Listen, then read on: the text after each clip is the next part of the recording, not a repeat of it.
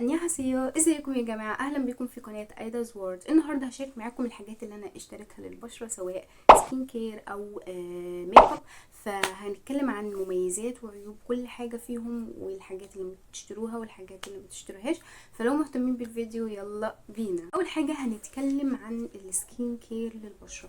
انا مش جايبة حاجات كتير سكين كير للبشرة، انا جايبة حاجات بسيطة جدا، ومنها اول حاجة جل الصبار بالالوفيرا اللي انتوا كلكم اشتريتوه، هو بقى مشهور جدا جدا. جل الصبار ده طبعا ليه مميزات وليه عيوب. ده بيستخدموه برضو للوش وبيستخدموه برضو للشعر، انا بستخدمه بس للوش. هقول لكم عن مميزاته وعيوبه. نخش اول حاجه على مميزاته. اول حاجه ان هو بيرطب البشره. جل الصبار معروف جدا ومشهور بترطيبه العميق للبشره. تاني حاجة بيخفف الالتهابات اللي بتيجي للبشرة، التهابات مثلا جاية من حروق من الشمس او اي التهابات تانية. جل الصبار بيخفف الالتهابات دي. تالت حاجة ان هو بيتخلص من حبوب الشباب علشان هو مضاد للبكتيريا. رابع حاجة ان هو بيخفف الحكة، يعني مثلا حكة جايلك من بكتيريا، اي حاجة مثلا بتخليكي ان انت تهرشي على وشك، ده بيخفف الهرش ده او الحك ده من على وشك. خامس حاجة ان هو خفيف وسريع الامتصاص على البشرة، يعني مش بياخد وقت، البشرة بتمتصه بسرعة. كده خلصنا من مميزاته، هنخش بقى في عيوبه. عيوبه اول عيب معانا ان هو بيسبب حساسية لبعض البشرات، يعني في بعض البشرات الحشرات في بعض البشرات مش بتحب جل الصبار او بتتحسس منه. فاول حاجة لما تجيب جل الصبار تاخدي حتة صغيرة منه وتحطيها على حتة من وشك، شوفي وشك هيتحسس ولا لا. تاني حاجة الجودة بتختلف، في منتجات كتير في السوق جودتها بتكون مش مضمونة، فانت لازم تشوفي المنتج صح وتعرفي ايه الجودة المضمونة منه. تالت حاجة ان جل الصبار هو مش علاج سحري دايما للبشرة، اي مشكلة للبشرة مش تاخدي جل الصبار على طول. طب لو المشاكل كبيرة في البشرة، لو مشاكل كبيرة قوي انت لازم تروحي للدكتور طبعا. اما لو مشكلة بسيطة ممكن يحلها ليكي جل الصبار. رابع عيب فيه واخر عيب فيه ريحته. في بعض الناس مش هتحب ريحته، بس انا مش عارفه ليه. هو ريحته قويه شويه، تحس ان هي ريحه نعناع قوي جدا، ففي ناس مش هتحب ريحته، بس انا بحب ريحته الصراحه. يعني انا من وجهه نظري ان انتي لازم تشتريه برغم ان عيوبه، بس عيوبه طبعا ما تجيش حاجه في فوائده. عيوبه بسيطه جدا وملهاش لازمه يعني، فانت لازم تشتري جل الصبار ده. وسعره انا والله مش فاكره، انا اصلا خلصه، انا جايباه من زمان بس انا مش فاكره سعره قد ايه، بس اكيد كل حاجه بتغلى فانا مش عارفه. فاسالي عليه. بس جل الصبار حلو جدا ومفيد للبشره. تاني منتج معانا السبراي ده لازاله الشعر من كاسنوفي، انا معرفش انا قلت اسمه صح. المهم ان المنتج ده طبعا ليه عيوب وليه مميزات. هنخش على اول ميزه فيه. اول ميزه معانا في السبراي ده ان هو سريع الاستخدام، يعني كل اللي عليك ان انت ترشي على الحته اللي انت عايزه تشيلي منها الشعر من بشرتك، وتستني شويه، تستني 5 دقايق مثلا، وبعد كده تغسلي ايدك هتلاقي الشعر اتسال في ثانيه. تاني ميزه معانا ان هو سريع النتائج، يعني انتي رشيتي وحطيتي على ايدك وعملتي كل حاجه بتعملي في ثانيه من غير مجهود، من غير ما تحتاجي وقت. فده بيساعدك ان انتي لو مثلا لو مستعجله وراكي حاجه مهمه وعايزه على طول كده تنجزي في نفسك تستخدميه. تالت حاجه معانا ان هو ريحته حلوه، بيدي ريحه حلوه كده، المكان اللي انت شلتي منه فبيدي ريحه حلوه قوي. رابع حاجه ان هو بيعمل على نعومه البشره، يعني بيدي البشره كده بعد ما تستخدميه بيخلي بشرتك ناعمه كده، وده بيحسسك بالانتعاش. طبعا مجدنا فيه عظمنا فيه، نخش بقى على عيوبه اللي هتخليكم ما تشتروش. اول عيب معانا ان هو بيسبب حساسيه في البشره. اي منتج كيماوي طبعا بيسبب حساسيه في البشره، واحنا قلنا لك ان انت قبل ما تستخدمي اي منتج تحطي حته منه على ايدك، على اي حته من بشرتك، اي حته اللي هتغسلي منها يعني. تشوفي بشرتك هتتحسس ولا لا. تمام. تاني عيب معانا في العيب ده ان ريحته مش حلوه بالنسبه للناس، يعني في ريحه كده بتطلع منه مش حلوه مع انه معطر، بس في ناس بتقول ان هو ريحته مش حلوه، فمش عارفه ليه، بس هو الصراحه ريحته حلوه بالنسبه لي.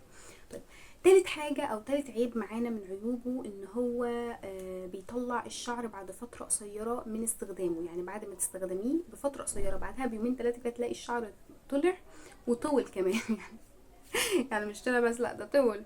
فده عيب فيه. طيب اخر عيب معانا ان هو مفعول مؤقت. مفعول مؤقت ازاي؟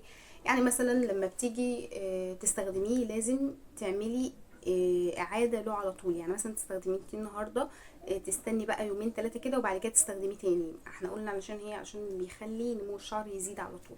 فدي كانت عيوب السبراي ده، انا من وجهة نظري ما تشتروهوش. تشتروش ان هو مليان عيوب كتير ومش حلو، وهو بيزود نمو الشعر. يعني هو بيزوده، يعني انت المكان اللي انت حطيتي منه، انا كنت بحط على ايدي ورجلي، المكان اللي انت بتحطي منه بيزوده، فانصحك ان انت ما تشتروهوش. بعد كده هنخش على افوفا بادي سبلاش فلورال 253 مللي. البادي سبلاش ده مع انه رخيص، اهو باين عليه ان هو رخيص، بس ريحته حلوه قوي وبيدي ريحه قويه، فاهمين؟ يعني ريحته قويه بتحسسك كده بالانتعاش. هو طبعا ملهوش عيوب، انا جايه اقول لكم ان انتوا لازم تشتروه مع انه رخيص، بس حلو جدا وريحته بتدنها يعني طول اليوم، يعني بتدنها معاكي طول اليوم. وريحته قويه وجميله وبريحه الزهور، فانتوا لازم تشتروه. كده هنخش على المنتج ده اللي هو كريم مرطب بجليسرين الفراولة من ماركة كارا مور. طيب الكريم ده طبعا له مميزات وله عيوب. هنخش على مميزات الكريم الأمور ده. أول حاجة عنده ترطيب عالي جدا، علشان فيه نسبة جليسرين. نسبة الجليسرين اللي فيه ده بتخلي جسمك أو بتخلي إيدك مترطبة طول اليوم. تاني حاجة ان هو بريحة الفراولة، بيخلي كده ريحة الفراولة منتعشة كده، وريحة الفراولة فيه قوية جدا، يعني اللي هو ايه، ريحتك بتبقى جميلة ساعتها. طيب تالت ميزة في الكريم ده ان هو ممكن تستخدميه على ايدك وممكن تستخدميه على جسمك، بس ما ينفعش تستخدميه على بشرتك اندي، ما ينفعش تستخدميه على بشرتك. طيب رابع ميزة فيه ان هو سهل الامتصاص، يعني مسافة ما تحطيه على ايدك تلاقي ايدك امتصته في ثانية، يعني سريع وخفيف الامتصاص. خش بقى على عيوبه. اول عيب معانا فيه ان هو مفعوله مؤقت. يعني ايه؟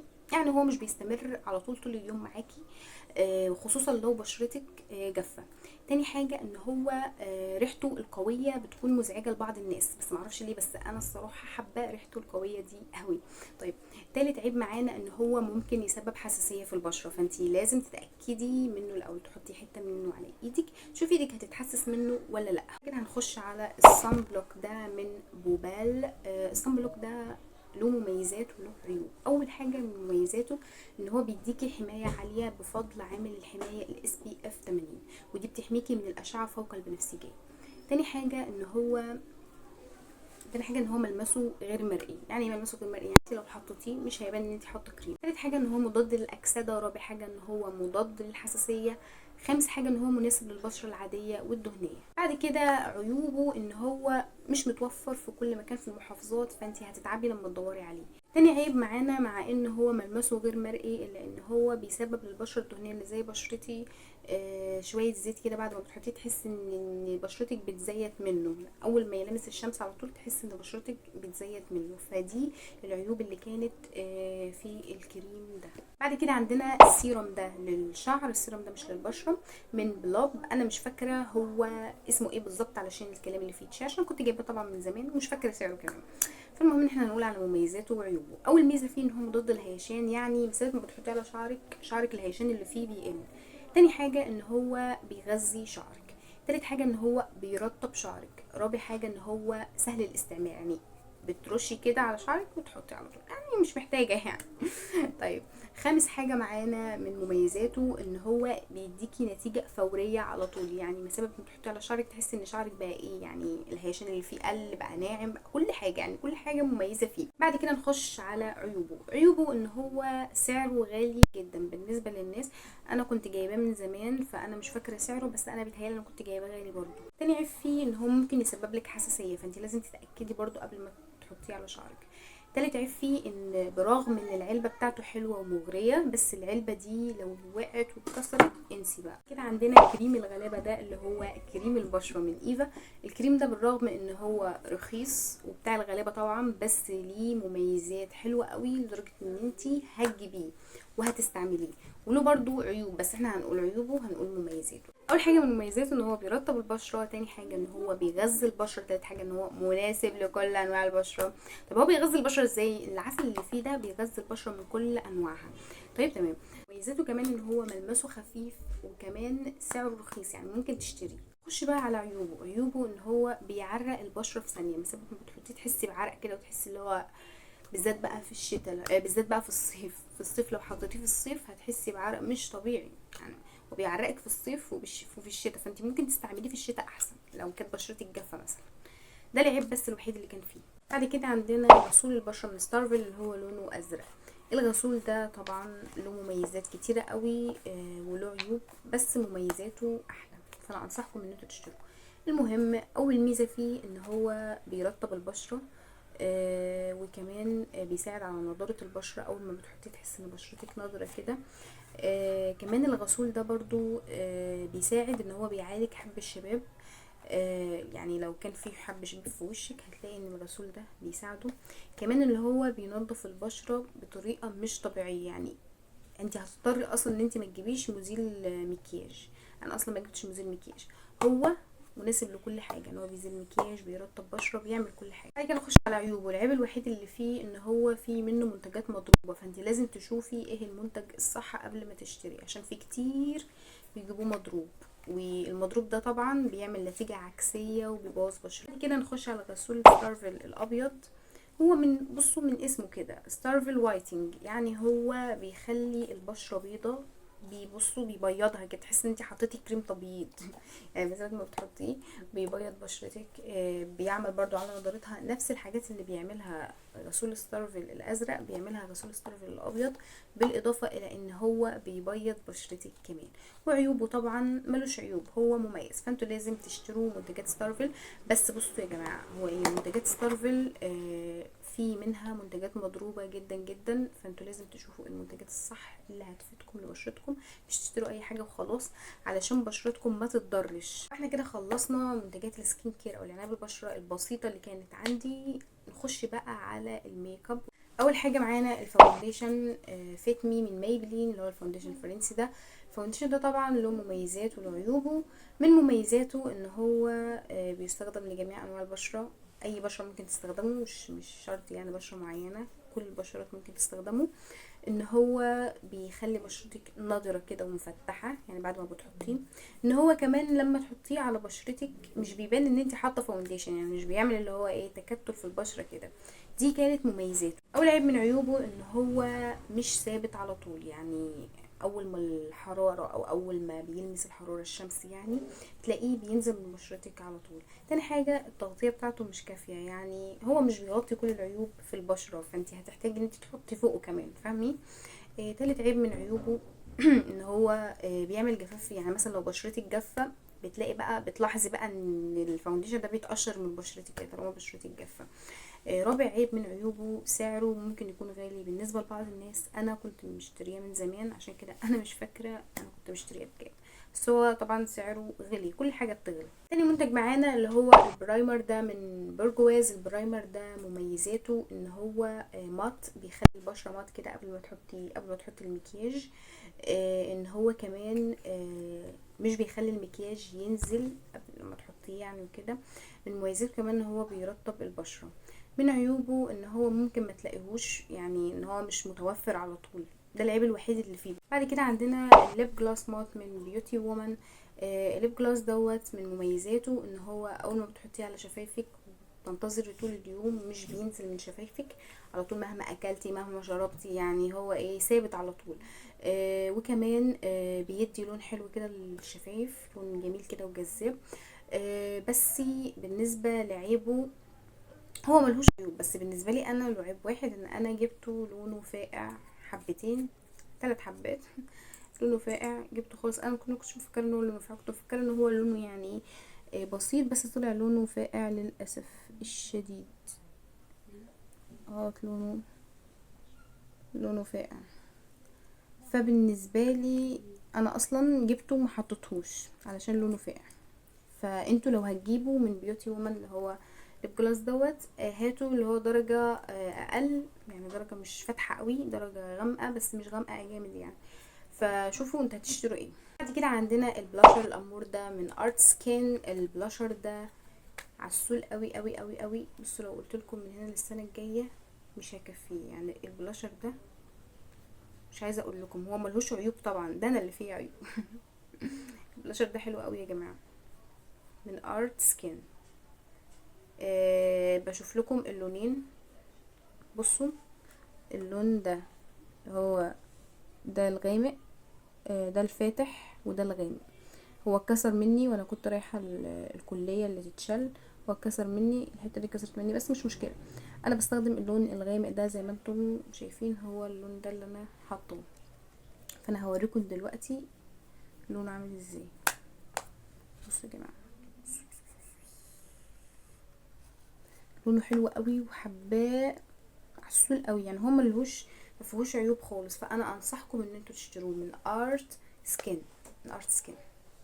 بعد كده نخش على البلاشر من شيك ميكر. البلاشر ده من شيك ميكر مش حلو خالص يا جماعه، يعني التاني كان امور وعسول ومش عارفه ايه، ده بقى زي الزفت، محدش يشتري منه. انا طبعا عشان اوفر فلوسه واحلل فلوسه بحطه من تحت عيني بس انا انصحكم تشتروش منه. كده نخش على الليب مول دوت اللي هو بطعم التفاح، بطعم الخوخ، تفاح ايه، بطعم الخوخ. الليب مول دوت يا جماعه حلو قوي للشفايف، تحسوا ان شفايفكم عامله زي الكوريين كده بالظبط. طيب عيوبه ان هو بيقشف الشفايف. كده نخش على الليب بالم دوت من تاناكو، من تناكا الليب بالم دوت معرفش هو من ايه. المهم ان الليب بالم دوت برضو هو حلو، هو حلو، انصحكم بيه. طبعا عيوبه مفيش له عيوب، حلو اشتروه. كده عندنا الايلاينر ده من ماركه اسمها مينو. الايلاينر ده حلو قوي يا جماعه، انا حاطه منه، يعني لو تشوفوا انا حاطه منه، بس طبعا ما حاطه ايلاينر بطريقه غلط، طبعا ما بعرفش احط ايلاينر وعلموني بقى. المهم ان هو حلو قوي، بصوا السن بتاعه عامل ازاي، فاشتروه. انا ما اعرفش سعره كان عامل ازاي بس سعره حلو، مش فاكره يعني الحاجات دي، بقول لكم انا كنت جايباها من زمان فانا مش فاكره هي بكام. بعد كده نخش على الليب جلاس ده من بيوتي وومن. هو الصراحه يا جماعه هو من نفس الماركه بتاعه بتاع ده، من نفس الماركه بتاعه الليب جلاس ده. ده الوحيد ان انا لما جيت اشتريته الراجل ضحك عليا واداهولي وهو بيقشف الشفايف اصلا، فانا ما خدتش بالي. ده عيب الوحيد، فانتوا لازم تشوفوا الحاجه قبل ما تشتروها. يعني بصوا، هو بيقشف الشفايف على طول، في ثانيه هتلاقوه اتقشف من الشفايف. فلازم تتاكدوا من الحاجه قبل ما تشتروها. هو الحاجه الوحيده اللي انا بستخدمها فيه اللي هو الجلاس اللي فيه، اللي هو ده، بحطه بس مع اي روج. اما الروج نفسه اللي فيه ما بستخدمهوش. فانتوا ممكن تجيبوه بس تتاكدوا من الحاجه قبل ما تجيبوه. عندنا الماسكارا دي من بيوتي وومن. الماسكارا دي انا كنت جايباها من زمان فمش فاكره هي بكام. بصوا هي حلوه، هي حلوه وبتطول الرموش زي ما انتوا شايفين الرموش بتاعتي رموش، فانصحكم بيها. كده عندنا البرو كونسيلر ده، هو مش حلو، انا ما انصحكوش بيه ابدا. يعني بصوا محدش يشتريه، مش حلو خالص. انا ندمت ان انا جبته، انا كنت جايباه من تطبيق امازون، فما تشتروش. بعد كده عندنا مصحح الحواجب ده من مينو برضو، هو حلو،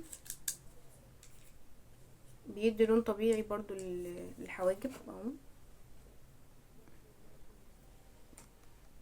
فانا انصحكم بيه. كده عندنا الهايلايتر ده من اورجاليم اللي هو لونه روز، اللي هو لونه بامبا. الهايلايتر ده حلو قوي يا جماعه، انا كنت جايباه برضو من امازون، فانصحكم ان انتوا تجيبوه. كده اخر حاجه معانا اللي هي علبه الفرش دي من كيكي. علبه الفرش دي حلوه قوي والباكجينج بتاعتها كيوته، وممكن تاخديها معاكي في كل حته. انت مثلا مسافره، لو رايحه الكليه مش عارفه ايه، يعني الباكجينج بتاعتها حلوه. دي الالوان، انا كنت جايبه اللون ده، كنت جايباه برضو من امازون. فشفتوا كيوت يا جدعان، والحاجات صغيره كده وكيوت، تحس ان هي لعبه اطفال، فحلو قوي. وشوفوا بقى المتوفر عندكم وجيبوه.